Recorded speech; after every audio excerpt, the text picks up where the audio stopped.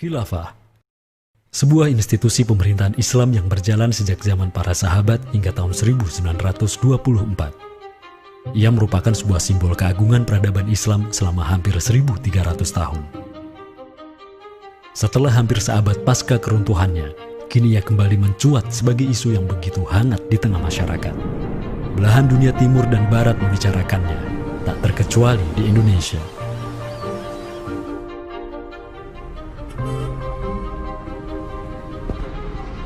Perdebatan tentang khilafah tak terhindarkan. Apakah ia pantas diterima atau tidak di zaman modern saat ini? Kita tahu khilafah atau kehilafahan Islam itu di Nusantara bukan hal yang baru. Ya, sudah ada hubungan relasi antara kesultanan-kesultanan dan kerajaan Islam Nusantara dengan kehilafahan di Turki Utsmani atau wilayah Arab secara keseluruhan itu sejak abad ke-7.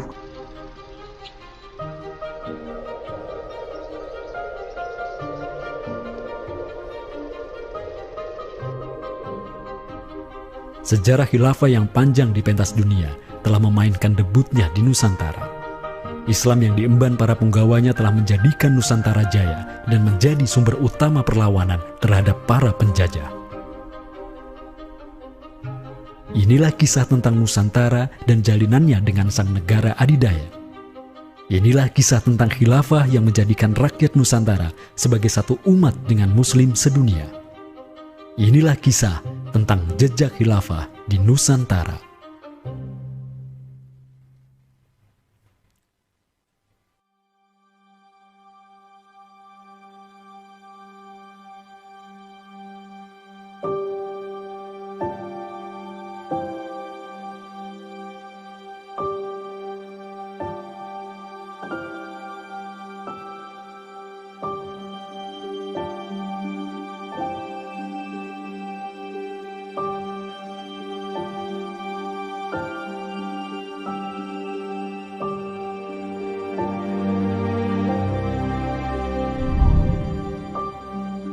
Senin, 12 Rabiul Awal tahun 11 Hijriah, bertepatan dengan tahun 632 Masehi.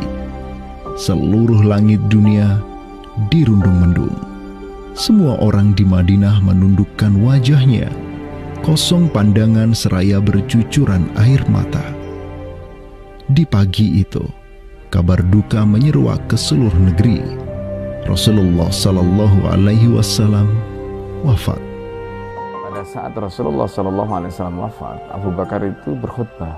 Abu Bakar mengatakan begini, Ya ayyuhan nas, inna Muhammadan qad mata. Wala budda lihada dini man yakumu bihi. Kata Abu Bakar begitu. Wahai manusia, sesungguhnya Muhammad sudah wafat. Dan urusan agama ini harus ada yang mengurusnya. Setelah Abu Bakar menyampaikan demikian, para sahabat pun segera bersepakat untuk mencari dan memilih Khalifatur Rasulillah, seorang pengganti Nabi, untuk menjaga agama dan menjalankan urusan dunia. Mereka bahkan lebih menyegerakan urusan ini ketimbang menyegerakan pemakaman jasad Rasulullah SAW yang mulia, menandakan bahwa urusan kepemimpinan untuk kaum muslimin pasca wafatnya Nabi merupakan perkara yang amat mendesak. Karena itu Sayyidina Umar juga mengatakan, La islama illa bil jamaah, wala jama'atan illa bil imarah, wala imaratan illa bil ta'ah. Umar juga memahami sebagaimana yang dipahami oleh Abu Bakar. Islam ini tidak akan kuat kecuali dengan adanya jamaah, dengan adanya persatuan. Dan tidak mungkin umat ini bisa bersatu kecuali dengan adanya imarah, adanya khilafah, adanya kepemimpinan. Dan tidak mungkin adanya imarah kecuali dengan adanya ketaatan. Jadi para sahabat itu paham itu. Kemudian para sahabat itu juga menjalankan apa yang diperintahkan Nabi dalam hadis yang lain. Apa kata Rasulullah? Alaikum bisunnati. Kalian harus pegang teguh sunnahku. Wa sunnatil khulafa'ir rasyidin al-mahdiyyin min ba'di. Dan sunnah para khalifah rasyidin al-mahdiyyin min ba'di, mendapatkan petunjuk setelahku. Kemudian Nabi mengatakan, Addu alaiha bin nawajidi. Kalian harus gigit sunnah itu dengan menggunakan gigi geram dan jangan dilepaskan. sunnah yang ditinggalkan oleh para khulafaur rasyidin itu apa? Pertanyaannya begitu. Jawabannya tidak lain adalah khilafah itu, sistem khilafah itu. Maka di Saqifah Bani Sa'idah bersepakatlah kaum muslimin untuk memilih Abu Bakar sebagai khalifah pertama untuk mengatur negara mereka yang disebut sebagai khilafah Islamiyah. Negara khilafah di bawah kepemimpinan Abu Bakar dan khalifah-khalifah setelahnya, Umar bin Khattab, Utsman bin Affan, dan Ali bin Abi Thalib cepat sekali berkembang. Mereka memperluas wilayah khilafah hingga mendobrak dua negara adidaya saat itu, Kekaisaran Persia dan Imperium Romawi. Semua aktivitas ekspansi tersebut merupakan realisasi kebijakan politik luar negeri khilafah Islamiyah, dakwah, dan jihad. Sementara di Timur Tengah sedang terjadi revolusi tauhid yang luar biasa dengan munculnya negara adidaya baru yang bernama Khilafah Islamiyah. Jauh di sebelah timur, terbentang sehamparan kepulauan yang teramat luas wilayahnya. Masing-masing pulau ini begitu hijau hutannya, mata air mengalir dengan begitu derasnya, disertai kekayaan alam yang melimpah ruah jumlahnya, baik di bawah maupun di atas tanah, baik sebelum maupun selepas pantai. Negeri itu dikenal sebagai Nusantara. Diapit oleh dua benua dan dua samudra, amatlah strategis posisi wilayah Nusantara, menjadikan ia sebagai pelabuhan dagang yang ramai, tempat bertemunya bangsa-bangsa dunia. Kala itu, belumlah penduduk di Nusantara mengenal Islam, sementara kehidupan mereka sedang diselimuti oleh kegelapan. Namun, tatkala Islam sedang membara di Timur Tengah, tentu sampailah pengaruhnya ke Nusantara.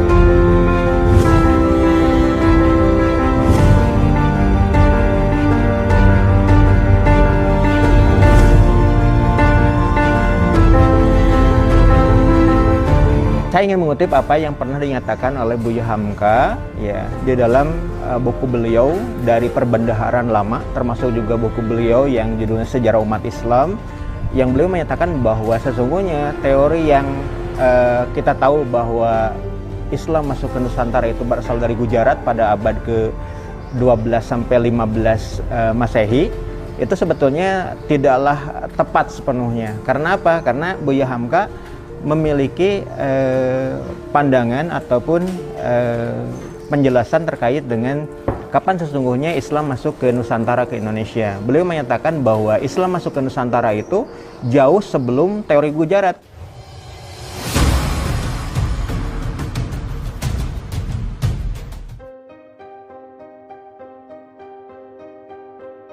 Di bawah pemerintahan Khulafaur Rasyidin yang wilayahnya membentang dari Afrika Utara sampai Persia, perdagangan kaum muslimin berkembang pesat dengan dikuasainya pelabuhan-pelabuhan strategis di Samudra Hindia. Hubungan diplomatik dan komersial pun terjalin dengan sejumlah kerajaan dari India sampai Cina. Sui Tang Xiu, sebuah kronik kuno dari dinasti Tang di Cina mencatat, telah datang serombongan utusan khilafah ke hadapan penguasa Cina di tahun 651 Masehi, di mana tahun tersebut merupakan masa Khalifah Utsman bin Affan. Hubungan khilafah dengan dunia timur terus berlanjut sampai di mana khilafah beralih ke pemimpinannya di bawah otoritas Bani Umayyah. Apabila hubungan negara khilafah dengan kekaisaran Cina sudah terjalin sejak masa Khulafaur Rasyidin melalui jalur laut, tentulah utusan khilafah akan melalui wilayah Nusantara yang menjadi penghubung antara Timur Tengah dan Asia Timur.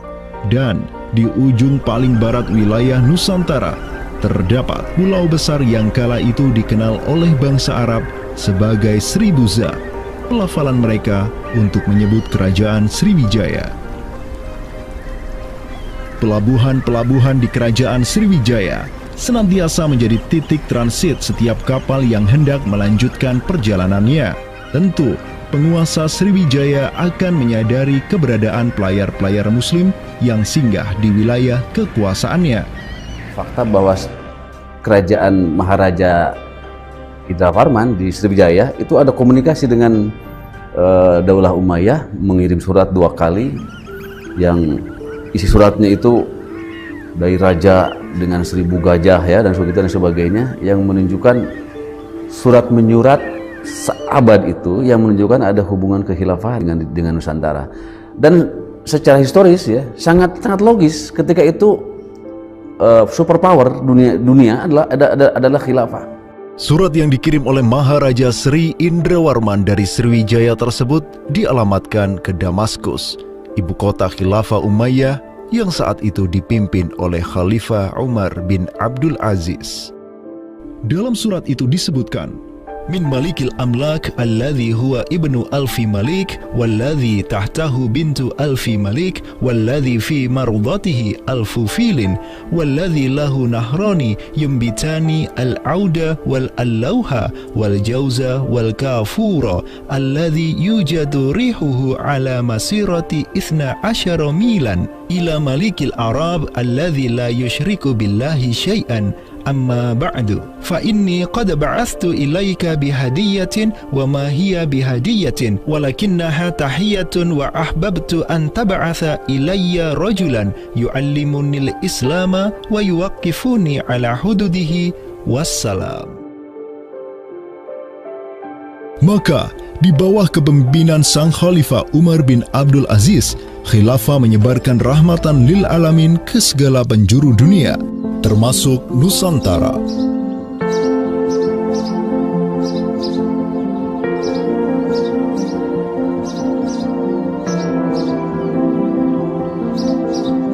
Seperti sekarang Amerika atau Eropa kan ada hubungan dengan semua negara karena dominasi politik, ekonomi mereka, kebudayaan dan sebagainya. Saat itu penguasa dunia atau superpower adalah dunia Islam, institusi politiknya khilafah, maka sangat logis kalau ada relasi dengan berbagai semua negara.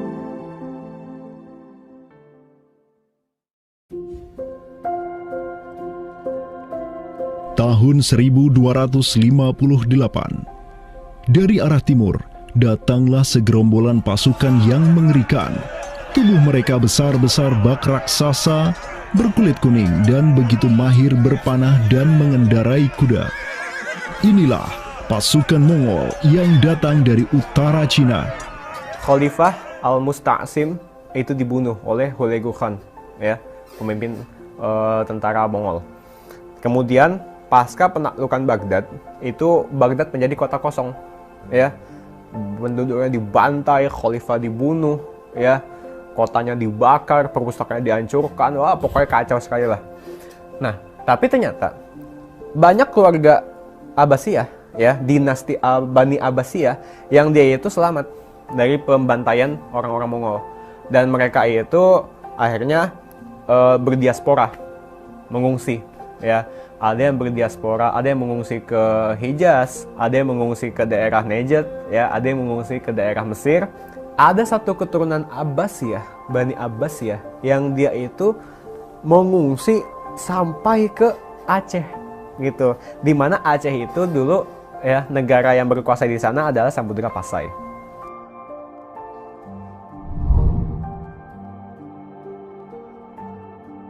Terdapat 3 orang Bani Abbasiyah yang diketahui dimakamkan di Aceh, yakni yang pertama Sodrul Akabir Abdullah bin Muhammad Al-Abbasi, keturunan Khalifah Al-Mustaunsir Billah.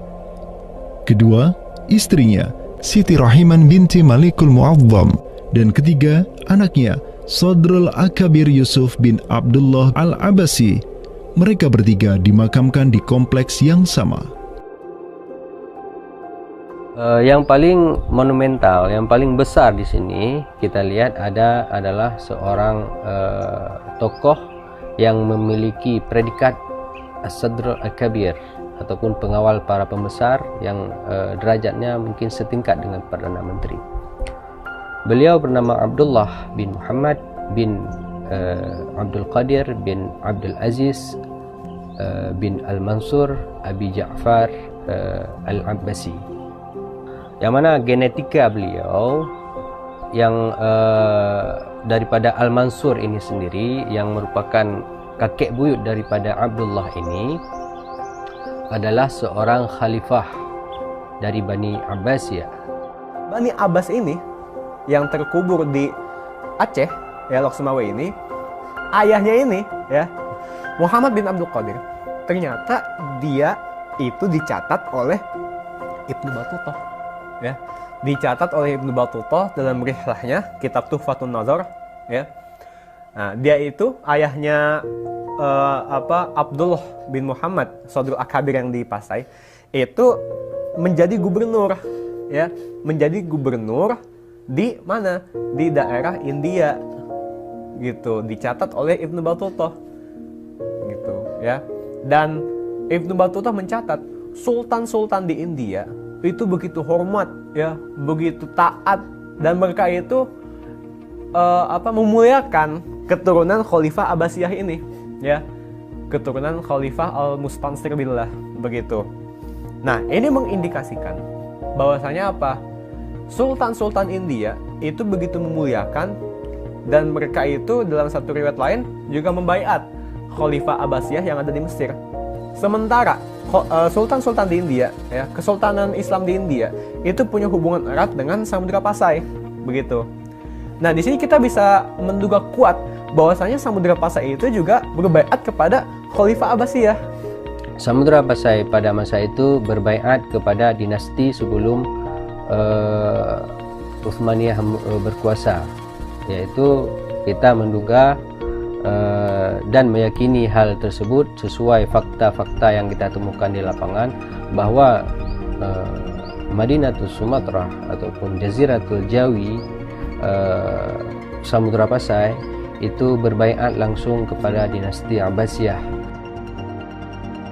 Sultan Zainal Abidin bin Ahmad bin Malikus Zahir bin Malikus Saleh, penguasa Pasai di masa Sodrul Akabir Abdullah Al-Abbasi hidup, menyatakan baiatnya kepada Khalifah Al-Mutawakkil 'ala Allah di Kairo di awal abad ke-15.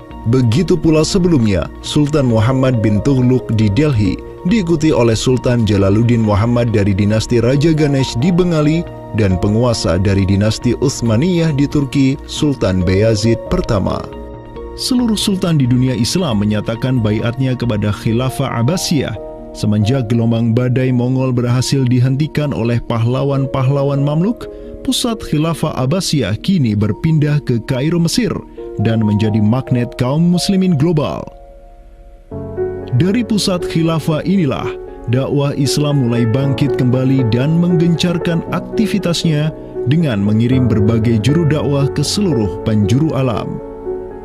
Dengan Samudra Pasai yang mendaulatkan dirinya sebagai Darul Islam yang berbaiat kepada khalifah, Samudra Pasai mengemban tugas untuk mengubah seluruh Asia Tenggara dari Darul Kufri menjadi Darul Islam. Sultan Zainal Abidin Ra Ubabdar dibantu oleh putra Sodrul Akabir Abdullah bin Muhammad Al-Abbasi, yakni Yusuf bin Abdullah, yang di pucuk pusaranya tertera nama kakeknya Khalifah Al-Mustansir billah, banyak menaklukkan wilayah-wilayah yang belum Islam di Sumatera dan Semenanjung Malaya. Seperti Ra Ubabdar. Ra Ubabdar itu berasal dari dua kata, Ra dan Ubabdar, yang mana artinya adalah penguasa gelombang. Ini adalah sebuah predikat yang sangat luas sebenarnya maknanya. Sesuai dengan masa yang ditorehkan pada waktu tersebut, bahwa Sultan Zainal Abidin Ra Ubabdar bin Ahmad bin Muhammad bin Al-Malik Al-Salih ini adalah salah satu masa kegemilangan Samudra Pasai, yang mana kita ketahui setelah masa tersebut yang memimpin Kesultanan Sumatera adalah anak keturunan daripada beliau ini, yang jumlahnya sampai 11 orang sultan. Bergerak dan terus bergerak itu meluaskan dakwah Islamnya sampai ke pulau-pulau. Itu masa Zainal Abidin Ra Ubabdar, terutama penakluk gelombang yang dijuluki beliau itu melebarkan sayap itu sampai ke seluruh Asia Tenggara. Digelarilah Sultan Zainal Abidin Pasai dengan sebutan Ra Ubabdar, bahasa Persia untuk gelar sang penakluk gelombang, karena dengan arungan pasukannya yang luar biasa di atas gelombang laut Nusantara, ia membuka banyak sekali wilayah, seperti Malaka misalnya, di mana di sanalah Sultan Zainal Abidin Ra Ubabdar menempatkan putranya Sultan Mansur sebagai penguasa Darul Islam Malaka. Kesultanan Samudra Pasai banyak pula mengirimkan juru dakwahnya untuk meminta penguasa-penguasa Nusantara lain agar menerima Islam. Salah satu juru dakwah tersebut dikirim ke Jawa Timur, pusat pemerintahan rezim yang mendominasi wilayah Nusantara saat itu, Kerajaan Majapahit.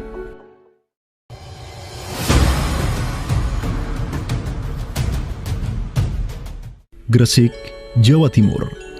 Di kota yang hanya berjarak 60 km dari Trowulan, ibu kota Kerajaan Majapahit, terbaring jasad mulia di atas pusara marmer yang begitu indah. Inilah kubur seseorang yang menginisiasi tegaknya Islam di tanah Jawa, Maulana Malik Ibrahim, yang kemudian dikenal sebagai Sunan Gresik. Malik Ibrahim adalah seorang yang berkedudukan tinggi di lingkaran kuasa Samudra Pasai, terlihat dari gelarnya yang bertajuk Umdatus Salatin wal Wuzara, pondasi para sultan dan wazir, di mana gelar tersebut adalah gelar untuk wakil Sultan Samudra Pasai, sebagaimana yang dicatat oleh Ibnu Battutah. Gelarnya yang lain seperti Burhanud Daulah Waddin, penerang negara dan agama, adalah gelar yang disematkan kepadanya selayaknya gelar-gelar yang diberikan Khilafah Abbasiyah kepada pejabat-pejabat penting daulah, sebuah gelar yang begitu politis sekaligus agamis.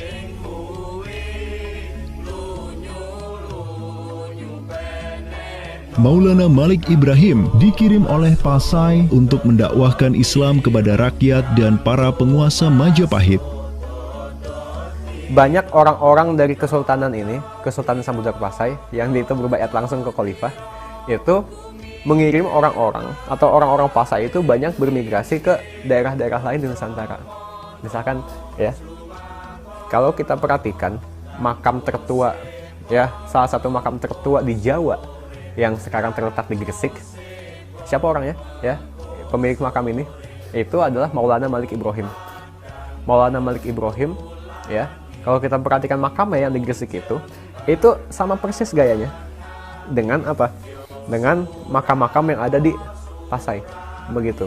Nah, ini merupakan bukti bahwasanya Sunan Gresik itu pernah ada di Pasai, ya, dan dia itu ya tahu sendiri lah, ya, bahwasanya Maulana Malik Ibrahim yang kemudian dikenal juga sebagai Sunan Gresik itu merupakan salah satu dari Wali Songo. Bersama kakek, paman, keponakan, cucu cicit dan murid-murid pilihannya yang kemudian disebut Wali Songo, Maulana Malik Ibrahim berdakwah di Jawa dan menyebarkan Islam di kalangan penduduknya. Mereka mendapat sokongan penuh dari negara yang berkuasa di Samudra Pasai, kesultanan yang berbaiat kepada Khilafah Abbasiyah. Dakwah mereka terus berkembang, perlahan namun pasti, dan mulai melumat persendian kuasa Majapahit yang mulai keropos akibat kekacauan internal mereka sendiri.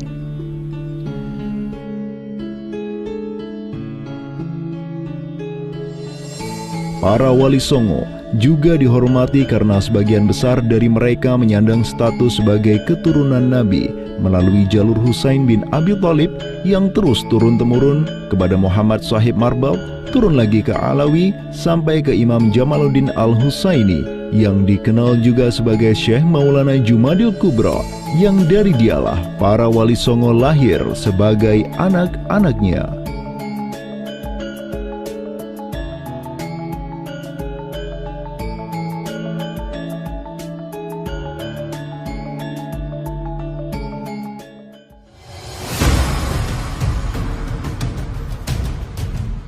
Bertolak dari Gresik, dakwah para wali menyebar ke kota-kota lainnya di Pulau Jawa, bahkan sampai keluar Jawa seperti Maluku, Ternate, Makassar, Kalimantan, dan sebagainya. Selain kalangan rakyat, banyak pula pejabat-pejabat Majapahit yang tercerahkan dengan Islam dan sukarela mengucap syahadatain, seperti para adipati Majapahit di Palembang, Cirebon, Semarang, Pekalongan, Jipang sampai Mataram. Tak tanggung-tanggung, di antara mereka yang berislam bahkan merupakan sang putra mahkota Majapahit sendiri, Pangeran Jimbun alias Raden Patah, yang merupakan buah dari pernikahan Raja Brawijaya kelima dengan seorang putri Cina. Ketika dewasa, Raden Patah belajar kepada Sunan Giri di Surabaya, kemudian diangkat menjadi Adipati Demak oleh ayahnya. Kemudian di tahun 1478, Brawijaya kelima digulingkan oleh pesaingnya dari Kediri, Girindra Wardana. Tahta Majapahit yang diduduki oleh musuh ayahnya lantas membuat Raden Patah di Demak beserta seluruh elemen Islam di Jawa pimpinan para Wali Songo bangkit berjihad melawan Girindra Wardana dan penerusnya Patih Udara. Mereka terus berjihad dengan penuh keberanian hingga akhirnya berhasil melumat kekuasaan Majapahit yang dipegang oleh para pemberontak dari pihak Girindra Wardana dan Patih Udara. Kaum muslimin pun meraih kemenangan hingga akhirnya mereka berhasil memproklamirkan berdirinya sebuah daulah Islam pertama di tanah Jawa, Kesultanan Demak, pada tahun 1482. Digelari Raden Patah sebagai Senopati Jimbun Ningrat Ngabdurrahman Panembahan Palembang Saidin Panatogomo, atau dengan gelarnya dalam bahasa Arab Sultan Syah Alam Akbar Al-Fatah. Dialah sultan yang telah memfutuhat Jawa menjadi Darul Islam. Dengan berdirinya Demak sebagai daulah Islam pertama yang berdaulat di tanah Jawa, bertambahlah kuat bargaining politik Islam di kawasan Nusantara bersama-sama dengan Kesultanan Samudra Pasai di Sumatera, Kesultanan Malaka di Semenanjung Malaya, Kesultanan Brunei di Borneo, Kesultanan Sulu di Filipina, begitu pula Sultan pertama di Ternate, Sultan Zainal Abidin, yang pernah menimba ilmu ke Jawa di bawah bimbingan Sunan Giri. Dalam rentang abad yang bersamaan, kemenangan daulah Islam di kawasan Nusantara juga diiringi dengan penaklukan Konstantinopel, ibu kota Romawi Timur, oleh salah seorang sultan dari Bani Uthmaniyah, Muhammad Al-Fatih. Penaklukan Konstantinopel sekaligus menandakan tamatnya riwayat Imperium Romawi Timur untuk selama-lamanya. Penaklukan Konstantinopel pada tahun 1453 oleh Muhammad Al-Fatih, sang Sultanur Rum, merupakan realisasi dari janji yang telah terucap ratusan tahun sebelumnya oleh lisan mulia sang Sayyidul Mustafa, Rasulullah Muhammad Sallallahu Alaihi Wasallam. Sungguh, Konstantinopel akan benar-benar ditaklukkan. Sebaik-baik pemimpin adalah pemimpin yang berhasil menaklukkan Konstantinopel, dan sebaik-baik pasukan adalah pasukan yang menyertainya. Dengan dikdayanya kuasa Islam di tanah Rum, menjadikan para penguasa Uthmaniyah mempunyai citra istimewa di kalangan rakyat Nusantara.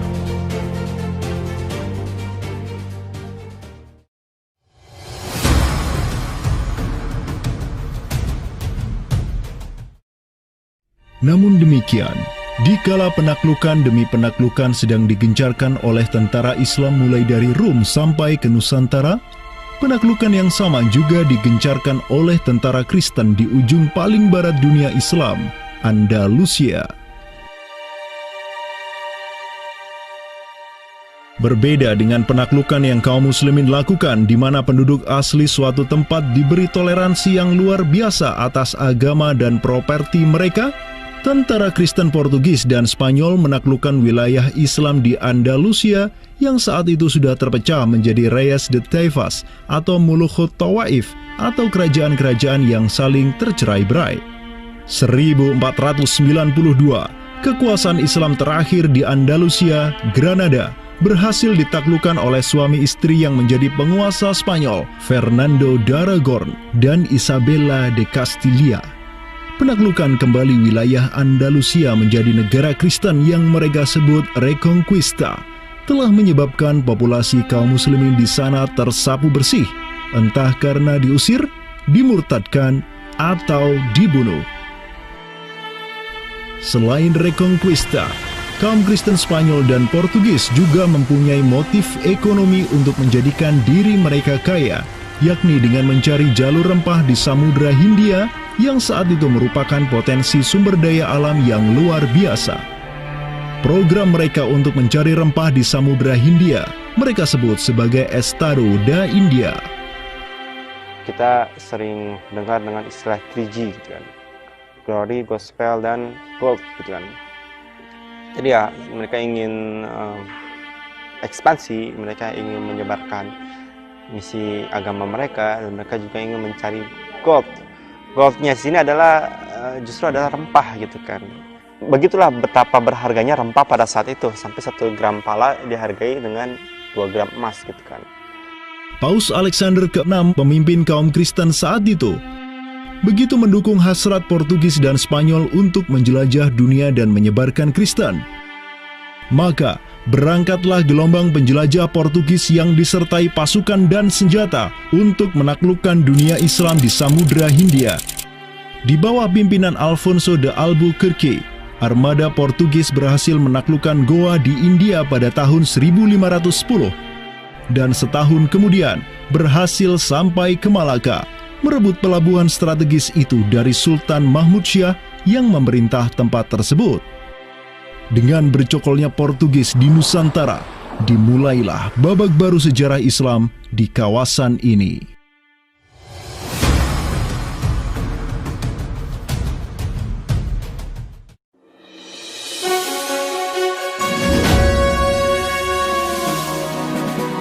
Sementara di Nusantara tengah berlangsung gejolak dengan hadirnya Portugis yang berpusat di Malaka. Cucu dari Sultan Muhammad Al-Fatih dari Bani Uthmaniyah, yakni Sultan Selim pertama, berhasil meluaskan pengaruh dan kekuasaannya di dunia Arab. Pada tahun 1517, beliau berhasil merebut Suriah, Mesir, dan Hijaz dari kepenguasaan kaum Mamluk. Khalifah Al-Mutawakkil 'alallah ketiga dari Bani Abbasiyah beserta Syarif di Makkah kini menyerahkan kepemimpinan umat Islam sedunia dan pelayanan 2 kota suci kepada Sultan Salim pertama, penguasa Uthmaniyah yang bukanlah mereka berdarah Arab. Perlu dicatat bahwa penjelasan tentang Al-A'immatu fi Quraisyin itu, kalau kita merujuk kepada kitab Ar-Rawdah, Rawdatul Thalibin wa Umdatul Muftin, memang ada hal yang menarik di sini. Di satu sisi ada mengatakan bahwa syarat khalifah itu harus Quraisy. Tetapi Imam Nawawi sepakat ketika katakanlah dari Quraisy tidak ada, terus diambilkan dari mana? Maka kemudian disebutkan di situ ya di luar Quraisy. Bisa dari bani ini, itu yang disebutkan di dalam kitab Ar-Rawdah. Karena itu sebenarnya syarat al-a'immah fi Quraisyin itu bukan syarat yang wajib, tetapi difahami di sini berdasarkan penjelasan yang diantaranya disebutkan dalam kitab Ar-Rawdah tadi, itu adalah merupakan syurut afdaliyah. Maka semenjak tahun 1517, kepemimpinan khilafah beralih ke Bani Uthmaniyah. Selim pertama dan anak keturunannya kini didapuk sebagai Khalifatul Muslimin. Amirul Mukminin, Khadimul Haramain, Al-Ghazi fil Bahraini wal Bahraini, Zilullah fil Alam, Padisyah wa Khilafat Penah. Wilayah Khilafah Uthmaniyah terus merangsek Eropa, dan merekalah yang menguasai Laut Mediterania dan juga Laut Merah. Adapun Portugis yang bercokol di Samudra Hindia mulai ketakutan karenanya. Karena dengan munculnya Khilafah Uthmaniyah sebagai negara Islam yang adidaya, solidaritas Muslim sedunia akan bangkit kembali karena memiliki perisai kuat di sisinya.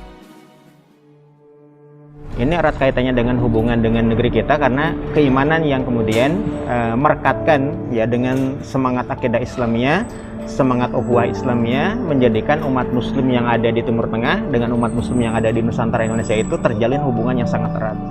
Karena kita tahu bahwa ada ayat Allah Subhanahu wa Ta'ala yang menyatakan innamal mu'minuna ikhwah. Sesungguhnya orang-orang beriman itu adalah saudara. Ketika ada saudara mukmin yang terzalimi, maka saudara mukmin yang lain itu punya kewajiban untuk membela. Demikian pula ketika Muslimin Nusantara itu terzalimi dengan adanya penjajahan, dengan adanya imperialisme yang dilangsungkan oleh orang-orang kafir penjajah, baik itu oleh Portugis, Spanyol, Inggris, Perancis ataupun Belanda. Ya. Maka kemudian Muslim yang ada di Timur Tengah yang pada waktu itu masih memiliki kepemimpinan yang tunggal untuk seluruh dunia, yaitu Khalifah, itu juga turut ya memperhatikan, turut mendukung, turut memperjuangkan pembebasan ataupun kemerdekaan bagi bangsa Muslim Nusantara.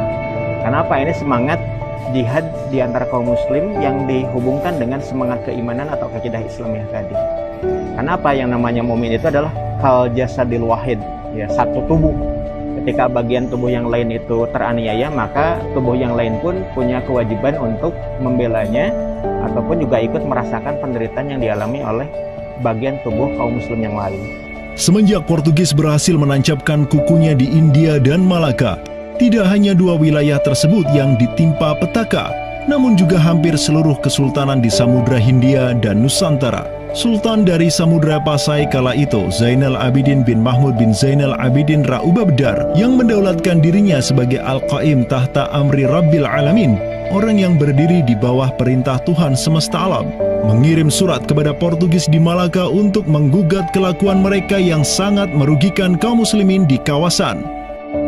Namun apalah daya, Sultan Zainal Abidin yang ini kemudian dikenal sebagai penguasa terakhir Pasai, karena setelah ia wafat pada tahun 1517, bala tentara Portugis datang ke Pasai dan menaklukkan Kesultanan Islam pertama di Nusantara itu dengan penuh tipu daya.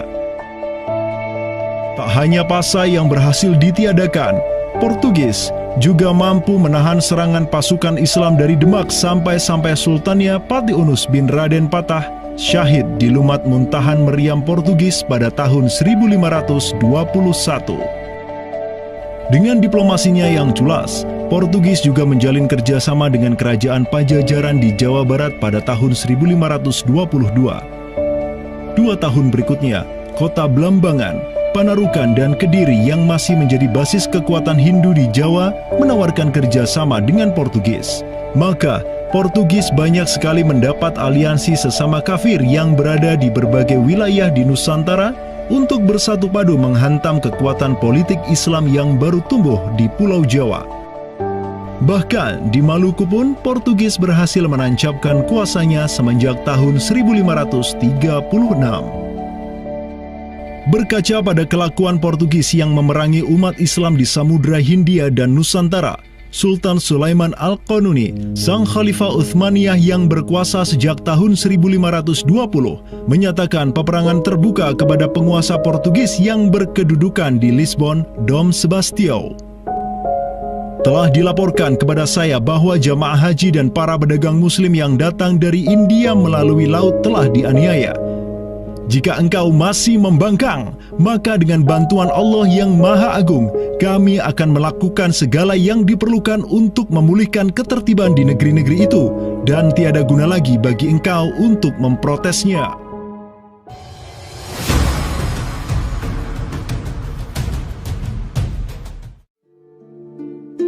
Penjaga kedaulatan Islam di Sumatera yang harum selama ratusan tahun, Samudra Pasai, kini sudah sirna di bawah kungkungan Portugis.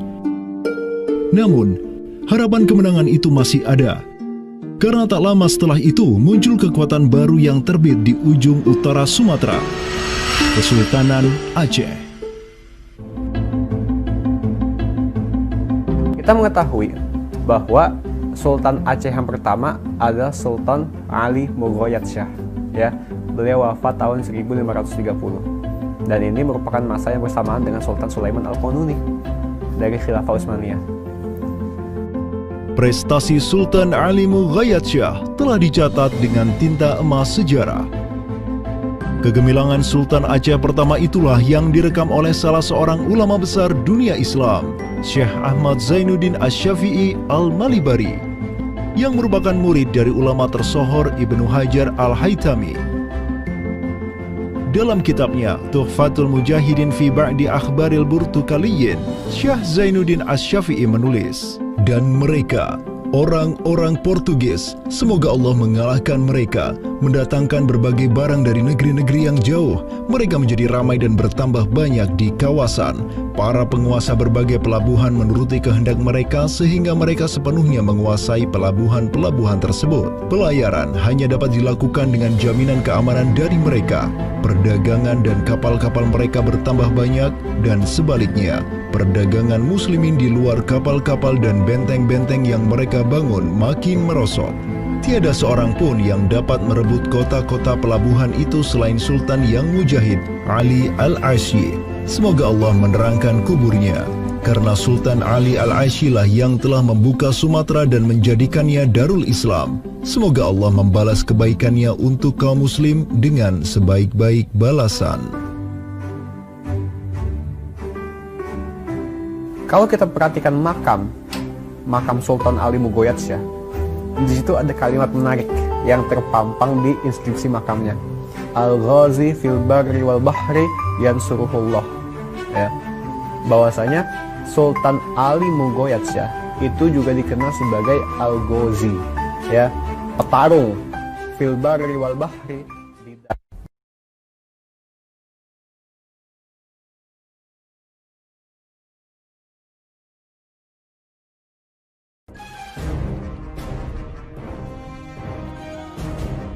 Selama masa Sultan Alauddin Riayat Shah Al-Qahar, Aceh melancarkan serangan besar-besaran ke Malaka demi menghancurkan Portugis. Serangan-serangan itu dilaksanakan pada tahun 1537, 1564, dan 1568.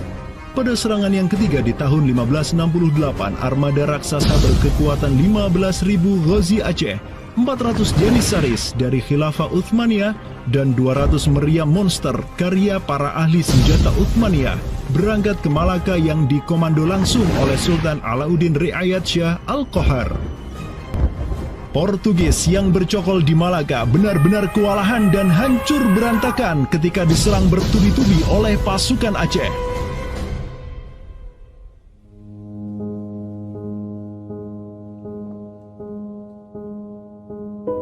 Walau demikian, Portugis berhasil bertahan karena dibantu oleh sekutu-sekutunya dari Johor dan Kedah. Banyak korban yang berjatuhan baik dari pihak Aceh maupun pihak Portugis. Begitu pula ada beberapa Janissaris Uthmaniyah yang turut gugur dalam jihadnya di kawasan Nusantara ini. Ada satu daerah di kawasan Bandar Aceh ini, Bandar Aceh Darussalam itu Kampung Bitai. Itu tempat para tentara-tentara Turki syahid, kemudian dimakamkan di Bitai.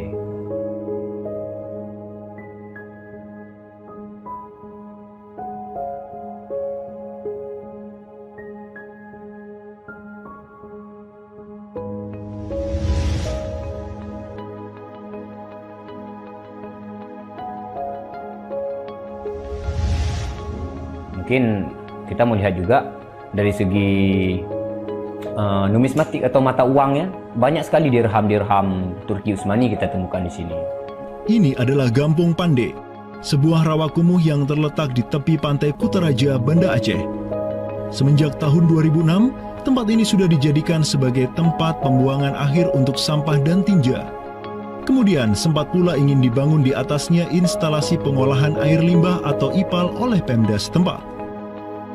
Namun siapa sangka, di tempat yang nasibnya begitu menyedihkan hari ini, di tahun 2013 lalu, telah ditemukan tidak kurang dari 6.000 keping dinar dan dirham yang dicetak oleh Khilafah Utsmaniyah dan Kesultanan Aceh. Dari Sultan Sulaiman Al-Qanuni kita temukan di sini. Kemudian Sultan Murad juga kita temukan di sini. Gampung Pande yang merupakan salah satu kawasan Islam tertua di Aceh, di mana di sanalah terdapat ribuan makam tokoh-tokoh penting Islam yang datang dari seluruh penjuru negeri. Dan beginilah nasibnya sekarang, terhinakan oleh orang-orang yang melupakan sejarah besarnya, tak tersentuh oleh peradaban modern yang durhaka kepada sejarah Islamnya. Walau demikian, kenangan tentang mereka takkan pernah hilang dan akan terus teringat oleh anak cucu kita. Mereka akan terus mengingat bahwa orang tua kita dahulu para penguasa kita yang soleh dulu pernah menyatakan baiatnya kepada Amirul Mukminin, khalifahnya umat Rasulullah Sallallahu Alaihi Wasallam. Inilah kubur orang yang dirahmati lagi diampuni. Dialah Al-Ghazi, sang petarung di jalan Tuhan semesta alam, penentang kaum kafir dan musyrikin, pecinta kaum fakir dan miskin, Sultan Alauddin Riayat Shah, naungan Allah di muka bumi, putra Sultan Ali Mughayat Shah. Semoga Allah menyiramkan rahmat ke atas pusaranya dan menjadikan surga tempat kediamannya.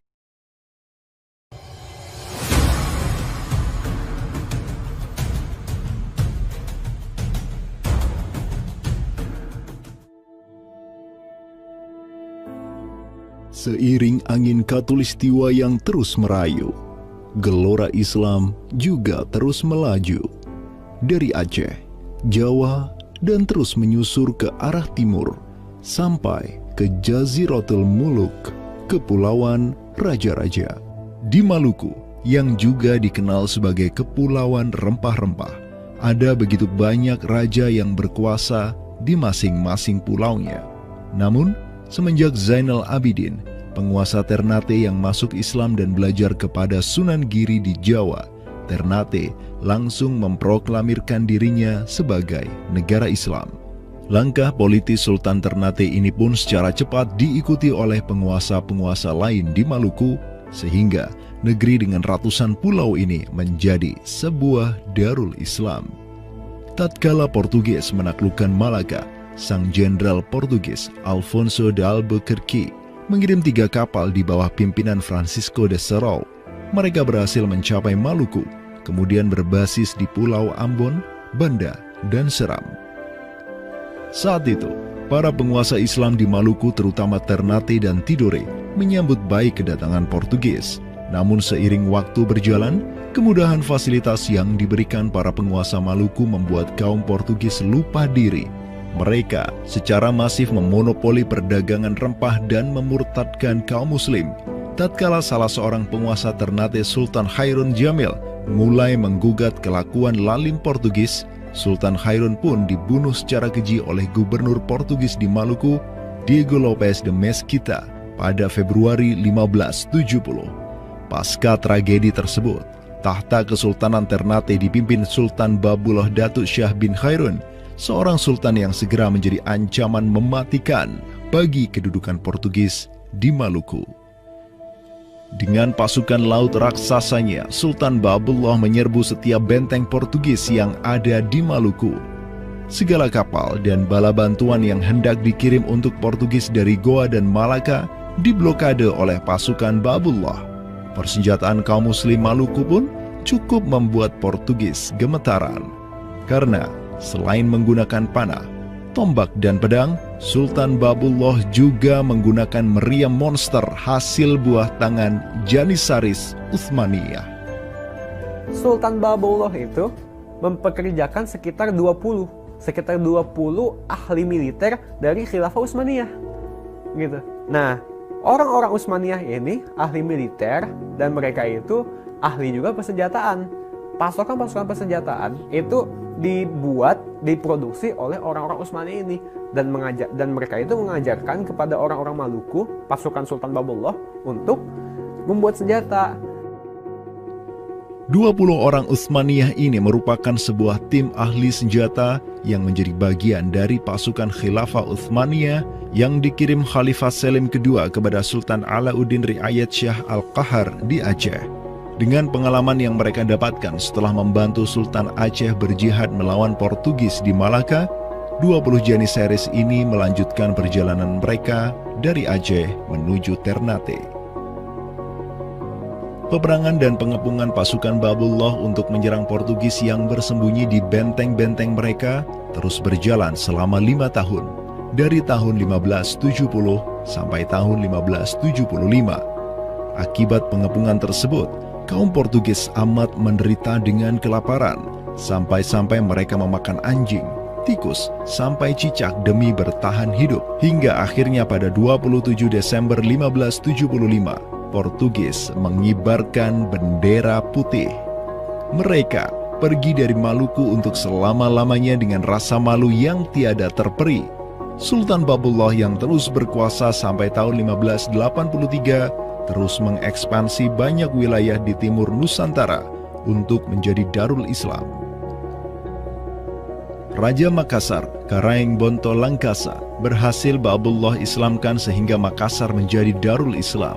Begitu pula dengan Luwuk, Banggai, Mindanao, Nusa Tenggara, Aru, Halmahera, Jailolo, Bacan, hingga Papua. Semuanya tunduk kepada Sultan Babullah sehingga ia dijuluki sebagai penguasa 92 pulau. Dengan prestasi yang demikian luar biasa, tentu Babullah tidak berdiri sendiri. Ada ikatan solidaritas dengan sultan-sultan Aceh, Jawa, sampai Filipina. Ikatan sebagai satu umat, ikatan dengan satu akidah, akidah Islam, ikatan dengan satu semangat, semangat jihad, dan ikatan dengan satu kepemimpinan, karena seluruh sultan di Nusantara tunduk dan begitu hormat pada Khilafah Utsmaniyah.